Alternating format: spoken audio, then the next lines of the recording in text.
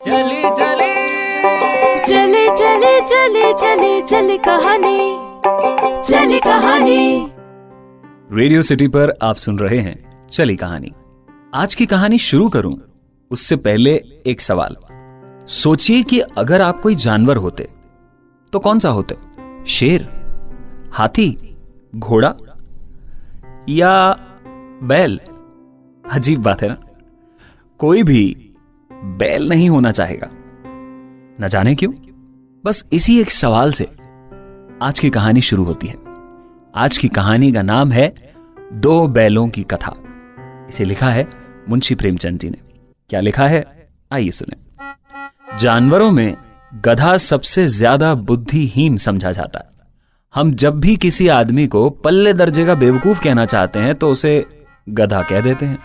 गधा सचमुच बेवकूफ है या उसके सीधेपन, उसकी आत्मीयता ने उसे यह पदवी दे दी, इसका निश्चय नहीं किया जा सकता। गायें शरीफ होती हैं पर वो भी सींग मारती हैं। कुत्ता भी बहुत गरीब जानवर है लेकिन कभी कभी उसे भी गुस्सा आ ही जाता है। लेकिन गधे को कभी गुस्सा आते ज्यादा देखा नहीं गया।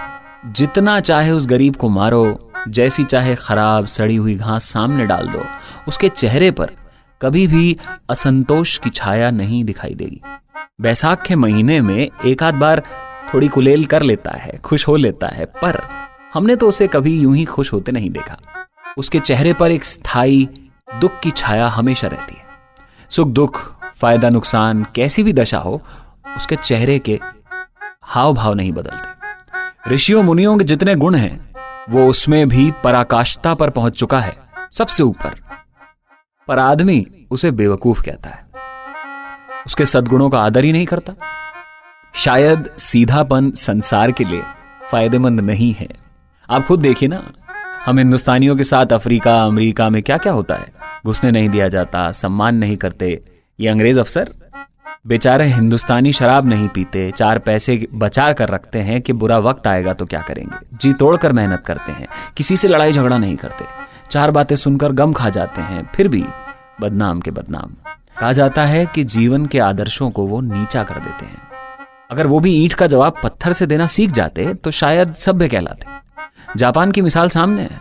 एक छोटी सी जीत ने उसे संसार की सभ्य जातियों में खड़ा कर दिया था। लेकिन वापस गधे पर आए तो गधे का एक छोटा भाई और है जो उससे कम ही गधा है, और वो है बैल। जिस अर्थ में हम गधे शब्द का इस्तेमाल करते हैं उसी से मिलते जुलते अर्थ में बछिया के ताऊजी जो हैं, इनका इस्तेमाल भी किया जाता है। कुछ लोग बैल को शायद बेवकूफों में सर्वश्रेष्ठ कहेंगे, पर हमारा ऐसा मानना नहीं। बैल कभी कभी मारता भी है, कभी कभी अड़ियल बैल भी देखने को मिलता है। झूरी नाम के किसान के 2 बैल थे, हीरा और मोती। देखने में सुंदर, काम में चौकस, डील में ऊंचे। बहुत दिनों से साथ रहते रहते दोनों में भाईचारा हो गया। दोनों आमने सामने या आसपास बैठे हुए एक दूसरे से अपनी मूक जबान में, यानी बिना बोले, बातें कर लिया करते थे। एक दूसरे के मन की बात समझ जाते थे, न जाने कैसे। शायद उनकी कोई ऐसी गुप्त शक्ति होगी जो इंसान नहीं समझ सकता। दोनों एक दूसरे को चाट कर, सूंघ कर अपना प्रेम प्रकट करते। कभी एक दूसरे से सींग मिलाकर लड़ाई करने का, युद्ध करने का अभ्यास करते, केवल खेल कूद के लिए, आत्मीयता के भाव से। जैसे दोस्तों में घनिष्ठता होती है ना, तो धौल थप्पा होने लगता है। इसके बिना दोस्ती थोड़ी फुसफुसी, हल्की सी रहती है, जिस पर ज्यादा विश्वास नहीं कर सकते। जिस वक्त ये दोनों बैल हल या गाड़ी में जोत दिए जाते और गर्दन हिला हिलाकर चलते वक्त हर एक की ये कोशिश रहती कि ज्यादा से ज्यादा वजन उसकी गर्दन पर रहे। दिन भर के बाद दोपहर या शाम को दोनों खुलते तो एक दूसरे को चाट चूट कर अपनी थकान मिटा लेते। नांद में खली और भूसा पड़ जाने के बाद दोनों साथ बैठते, साथ नांद में मुंह डालते और साथ ही खाने लगते। एक मुंह हटा लेता तो दूसरा भी। एक बार झूरी ने इन दोनों को अपने ससुराल भेजा। भाई बैलों को क्या मालूम था कि वो भेजे जा रहे हैं। समझे कि मालिक ने बेच दिया है। अपना यूं बेचा जाना उन्हें अच्छा लगा या बुरा, कौन जाने। पर झूरी के साले गया को इन दोनों बैलों को घर तक ले जाने में दांतों से पसीना आ गया। अगर ऊपर वाले ने उन्हें जबान दी होती तो वो कहते, झूरी से पूछते कि तुम हम गरीबों को क्यों निकाल रहे हो? हमने तो तुम्हारी सेवा में कोई कसर नहीं की, कभी कोई शिकायत नहीं की, जो दिया वो खा लिया, जैसे बोला रह लिया, फिर ऐसा क्यों? हीरा और मोती एक दूसरे को देखकर अपना दुख प्रकट कर रहे थे, पर मजबूरी में झुरी के साले के साथ चले जा रहे थे, क्योंकि उन्हें पता था नहीं चलेंगे तो मार पड़ेगी। जानवर हो या इंसान, एक अनकहा रिश्ता तो बन ही जाता है। हीरा और मोती का भी ऐसा ही रिश्ता था अपने मालिक झुरी के साथ। दोनों ही बैल बड़े ही दुखी थे। दोनों को अपना घर छोड़कर पराये घर जाना पसंद नहीं आ रहा था। बड़ी मुश्किल से झुरी का साला उन्हें अपने घर तक लाया और खूंटे से बांधकर छोड़ दिया। हीरा ने इशारों इशारों में मोती को कहा, मोती, मुझे लगता है कि हम यहां रुकेंगे नहीं, अंधेरा होने दो, लोगों के सोने के बाद निकल चलेंगे। मोती मान गया। झट से उसने खूंटा उखाड़ दिया। जैसे ही अंधेरा हुआ, दोनों अपना खूंटा, रस्सी सब साथ में लिए झुरी के घर की तरफ निकल पड़े। झुरी सुबह सोकर उठा। उसने देखा कि दोनों बैल चरनी पर खड़े हैं। दोनों की गर्दन में आधा आधा गराव लटक रहा है, घुटने पांव तक कीचड़ से सने हैं और दोनों की आंखों में विद्रोह से भरा हुआ प्यार दिख रहा है। झुरी बैलों को देखकर गदगद हो गया, दौड़कर उन्हें गले से लगा लिया। प्रेम से मिलने का वो दृश्य बहुत ही मनोहर था। दो बैल अपने मालिक से मिल रहे हैं या दो बिछड़े भाई अपने बड़े भाई से, कहना मुश्किल था। घर और गांव के लड़के जमा हो गए। सब तालियां बजाकर उनका स्वागत करने लगे। गांव के इतिहास में ये एक अभूतपूर्व घटना थी। बच्चों की बाल सभा ने यह निश्चय किया, दोनों पशु वीरों का सम्मान किया जाएगा, अभिनंदन पत्र दिए जाएंगे। कोई अपने घर से रोटियां लाया, कोई गुड़, कोई चोकर, कोई भूसी। एक बच्चे ने कहा कि ऐसे बैल किसी के पास न होंगे। दूसरे ने समर्थन किया कि इतनी दूर से अकेले चले आए। तीसरा बोला, बैल नहीं, वो तो किसी जन्म के आदमी हैं। इस बात का जवाब किसी के पास नहीं था। लेकिन झुरी की स्त्री ने जब बैलों को अपने दरवाजे पर देखा तो वो जल उठी। बोली, कैसे नमक हराम है, एक दिन वहां काम नहीं किया, बस भाग खड़े हुए। झुरी ने अपने बैलों पर यह इल्जाम लगता हुआ बर्दाश्त नहीं किया। उसने कहा, नमक हराम क्यों? चारा दाना नहीं दिया होगा वहां पे, तो क्या करते? तो वो रोब से बोली, बस तुम ही तो बैलों को खिलाना जानते हो, और तो सभी बस पानी पिला पिला के रखते हैं। झुरी चिढ़ गया। उसने कहा, चारा मिलता तो क्यों भागते? स्त्री बोली, भागे इसलिए क्योंकि वो लोग तुम जैसे बुद्धुओं की तरह बैलों को सहलाते नहीं, खिलाते हैं तो रगड़कर काम भी कराते हैं। ये दोनों ठहरे कामचोर, भाग निकले। दूसरे दिन झुरी का साला फिर आया और बैलों को इस बार पक्के से ले गया। अब कि उसने दोनों को गाड़ी में जोता। 2-4 बार मोती ने गाड़ी को सड़क की खाई में गिराने की कोशिश की, पर हीरा ने संभाल लिया। वो ज्यादा सहनशील था। पूरे दिन काम करने के बाद, जी तोड़ मेहनत, बहुत सारे डंडे खाने के बाद शाम को घर पहुंचकर उन दोनों को एक मोटी रस्सी से बांधकर एक रात पहले की शरारत का मजा चखाया जाता है और वहां पर सूखा भूसा डाल दिया जाता है। लेकिन झुरी के साले गया ने अपने दोनों बैलों को खली, चून सब कुछ दिया उन दोनों को जलाने के लिए। हीरा और मोती का ऐसा अपमान कभी नहीं हुआ था। झुरी इन्हें फूलों की छड़ी से नहीं छूता था, पर यहां पर उन्हें मार पड़ी और उसके बाद आत्मसम्मान को चोट जब खाने को सिर्फ मिला सूखा भूसा। नांद की तरफ आंख उठाकर ना देखी दोनों ने। दूसरे दिन गया ने बैलों को हल में जोता। इस पर दोनों ने पांव न उठाने की कसम खाई थी। वो मारते मारते थक गया, पर दोनों ने अपने पांव नहीं उठाए। एक बार उस निर्दयी ने हीरा की नाक पर डंडा मारा तो मोती का गुस्सा काबू से बाहर हो गया। हल लेकर भागा वो। हल, रस्सी, जुआ, जोत सब टूट टाट के बराबर। हीरा ने कहा, अब की बड़ी मार पड़ेगी, देख लेना। मोती बोला, पढ़ने दो, बैल का जन्म लिया है तो मार से कहां डरना। गया 2 आदमियों के साथ दौड़ा आ रहा था। दोनों के हाथ में लाठियां थी। मोती बोला, कहो तो दिखा दूं कुछ मजा, मैं भी लाठी लेकर आ रहा है। हीरा ने समझाया कि नहीं भाई, खड़े रहो, मुझे मारेगा तो मैं देख लूंगा। मोती बोला, ऐसे कैसे? मुझे मारा तो मैं तो 1-2 को गिरा दूंगा। हीरा ने समझाया, नहीं, हमारी जाति का यह धर्म नहीं। आज दोनों को फिर खूब मार पड़ी। शाम को फिर घर लाया गया और फिर वही सूखा भूसा डाल दिया गया। दोनों चुपचाप खड़े रहे। घर के लोग भोजन करने चले गए। उसी वक्त एक छोटी सी लड़की 2 रोटियां लेकर निकली और दोनों के मुंह में देकर चली गई। उसे एक रोटी से इनकी भूख तो क्या शांत होती, पर दोनों के दिल को मानो भोजन मिल गया हो। ये लड़की गया की बेटी थी। उसकी मां मर चुकी थी। सौतेली मां उसे मारती रहती थी, इसीलिए उसे इन बैलों से एक आत्मीयता थी। दिन भर जोते जाते, डंडे खाते, अड़ते, शाम को थान पर बांध दिए जाते और रात को वही बच्ची 2 रोटियां उनको खिला देती। प्रेम के प्रसाद की बरकत थी कि 2-2 गाल सूखा भूसा खाकर भी दोनों कमजोर नहीं पड़ते थे, मगर दोनों की आंखों में रोम रोम में विद्रोह था। एक दिन मोती ने अपनी मूक भाषा में कहा, अब तो नहीं सहा जाता हीरा, क्या करना चाहते हो? एक आध को सींग पे उठा के फेंक दूं? हीरा बोला, लेकिन जानते हो, वो प्यारी लड़की जो हमें रोटियां खिलाती है वो उसी की बेटी है जो इस घर का मालिक है। ये बेचारी अनाथ ना हो जाएगी? तो क्या कहते हो, मालकिन को फेंक दूं? वो भी तो इस लड़की को मारती है। लेकिन औरत जात पर सींग चलाना मना है, ये भूल जाते हो तुम तो किसी तरह नहीं निकलने देते। बताओ, तुड़ाकर भाग चलें? हाँ, ये मुझे मंजूर है, लेकिन इतनी मोटी रस्सी नहीं टूटेगी। तब मोती ने समझाया कि धीरे धीरे रस्सी को दांतों से घिसो, काटने की कोशिश करो, वो टूट जाएगी और फिर भाग चलो। पर रस्सी बहुत मोटी थी, काफी कोशिश के बाद भी नहीं टूटी और उसकी वजह से टूट गई यहां से भागने की उनकी उम्मीदें। दोनों रस्सी को काटने की कोशिश कर रहे थे, पर रस्सी खुल न पाती। रात का वक्त हो चला था। फिर से वो प्यारी बच्ची अपने हाथ में 2 रोटियां लिए इनके पास आई। दोनों को एक एक रोटी खिलाई, इनके माथे पर हाथ लगाया, सहलाते हुए बोली, मैं खोल दूं रस्सी? चुपके से भाग जाओ, नहीं तो यहां लोग मार डालेंगे। आज घर में बात हो रही थी कि इनकी नाकों में नकेल डाल दो। उसने इनका बंधन खोल दिया। दोनों चुपचाप खड़े रहे। मोती ने अपनी भाषा में पूछा, अरे अब चलते क्यों नहीं? हीरा ने कहा, चलें तो, लेकिन इस अनाथ पर आफत आ जाएगी, सब इसी पे शक करेंगे। अचानक से बालिका खुद चिल्लाई, बाबा दोनों बैल भाग रहे हैं, जल्दी दौड़ो। गया हड़बड़ा कर अंदर से निकला और दोनों बैलों को पकड़ने चला। वो दोनों तेज भागे। गया ने पीछा किया और तेज हुए। गया ने शोर मचाया, फिर गांव के कुछ आदमियों को साथ लेकर लौटा। दोनों दोस्तों को भागने का मौका मिल गया था, सीधे दौड़ते चले गए। ऐसे दौड़े कि रास्ते का अंदाजा भी नहीं रहा। अचानक नए नए गांव दिखने लगे थे। समझ आ गया था कि काफी दूर निकल आए हैं, लेकिन कौन सी जगह है ये भी नहीं पता था। दोनों को एक खेत दिखा। वहां पर खड़े होकर सोचने लगे कि क्या करना चाहिए। हीरा ने कहा, लगता है कि रास्ता भूल गए हैं। मोती बोला, तुम भी बेतहाशा भागे, अरे उसे वहीं मार गिराना था।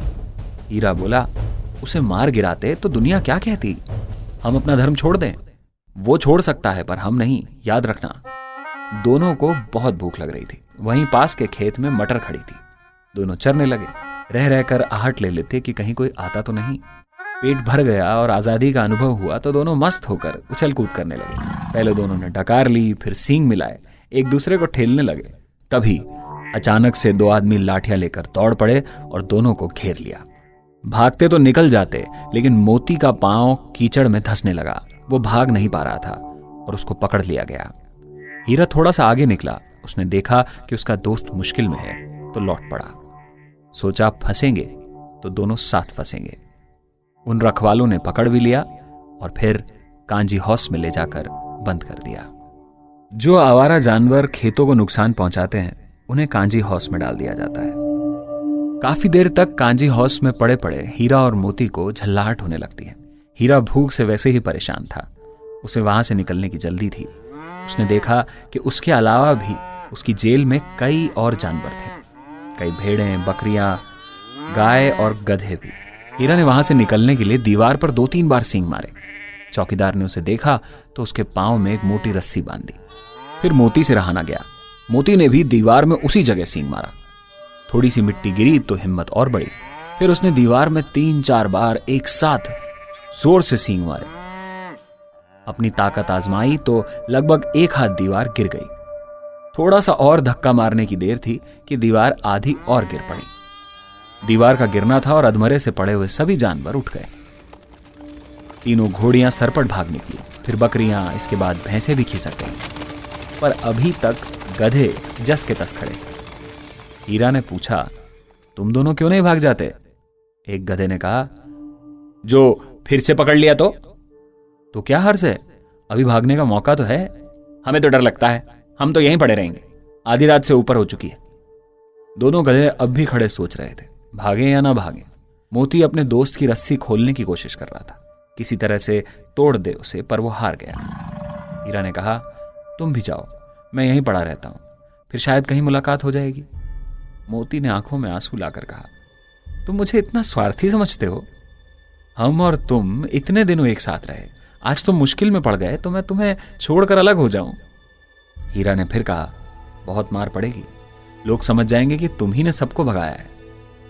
मोती गर्व से बोला, अरे जिस अपराध के लिए तुम्हारे गले में बंधन पड़ा, उसके लिए अगर मुझ पर मार पड़े तो क्या चिंता?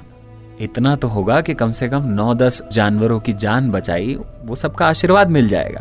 और क्या, अगली सुबह इन दोनों का क्या हाल हुआ होगा ये कहने की जरूरत नहीं। फिर कई दिनों तक इन्हें खाना भी नहीं मिला, कमजोर पड़ गए, हड्डियां निकल आईं। और एक दिन नीलामी का दिन आया, इनको बाहर निकाला गया। दोनों में अब वो दम नहीं था, तो इन पर कोई खरीदार पैसे लगाए ये तो जरा मुश्किल ही था। पर अचानक एक दड़ियल ने इन्हें देखा और इनके गोश्त का अंदाजा इनके शरीर को सहलाकर वो लेने लगा और उसने इन्हें खरीदने का फैसला भी कर लिया। हीरा ने कहा, गया के घर से क्या ही निकले, अब जान न बचेगी, ये तो छुरी चलाएगा हम पर। मोती ने कहा, भगवान सबके ऊपर दया करते हैं, उन्हें हम पर दया क्यों नहीं आती? भगवान के लिए हमारा जीना मरना दोनों बराबर है। चलो यही अच्छा है, कुछ दिन अब भगवान के पास ही रहेंगे। हीरा ने कहा कि एक बार तो भगवान ने वो लड़की बनकर हमें बचाया ही था, तो शायद वापस बचा ले। अब हीरा और मोती को छुरी से कौन बचाएगा? दोनों बहुत डरे हुए थे। आसपास दिख रहे आजाद जानवरों को देखकर इन्हें गुस्सा आ रहा था। सोच रहे थे कि इन्हें दिखाई नहीं दे रहा कि इनके कोई दोस्त मुश्किल में है, उन्हें बचा ले। और इतना सोच ही रहे थे कि इन्हें अपने पुराने गांव जैसा रास्ता दिखने लगा। हीरा ने इशारा किया, मोती ये तो अपने घर का रास्ता है। मोती ने भी देखा और कहा, हाँ है तो, इसी कुएं पे तो काम करने आते थे हम। हीरा बोला, भगवान की दया है, मैं तो अब घर भागता हूं। मोती बोला, ये जाने देगा? फिर मोती ने कहा कि इसे तो मैं मार दूंगा। हीरा बोला, नहीं नहीं, दौड़कर बस थान पर चलो, वहां से आगे हम नहीं जाएंगे। दोनों खुश होकर बछड़ों की तरह कूदते हुए खेलते हुए घर की तरफ दौड़ पड़े। वो हमारा थान है।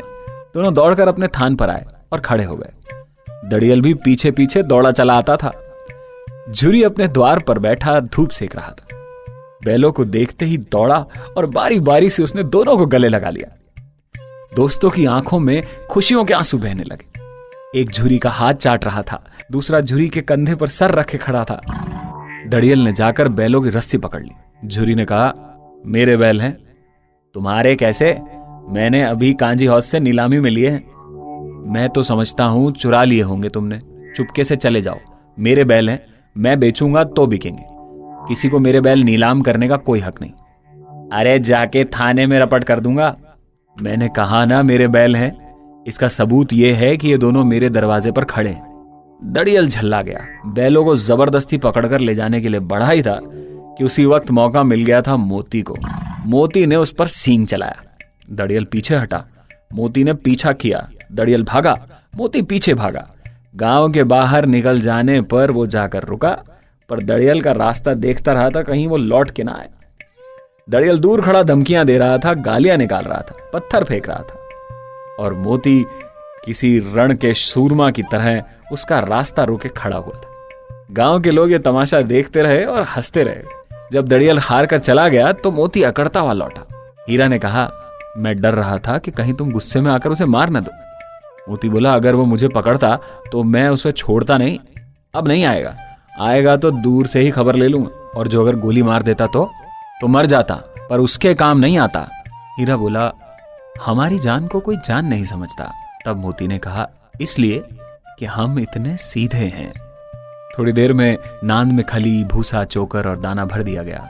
दोनों दोस्त वो खाने लगे। झुरी खड़ा दोनों को सहला रहा था। 20 लड़के तमाशा देख रहे थे। सारे गांव में उत्साह दिखाई दे रहा था। उसी समय मालकिन ने आकर दोनों के माथे चूम लिए। सुनिए आपने आज की कहानी, 2 बैलों की कथा। यहां बैल सिर्फ एक जानवर नहीं, बल्कि हर वो इंसान भी है जिसमें सहन शक्ति, ताकत, हिम्मत सब कुछ है।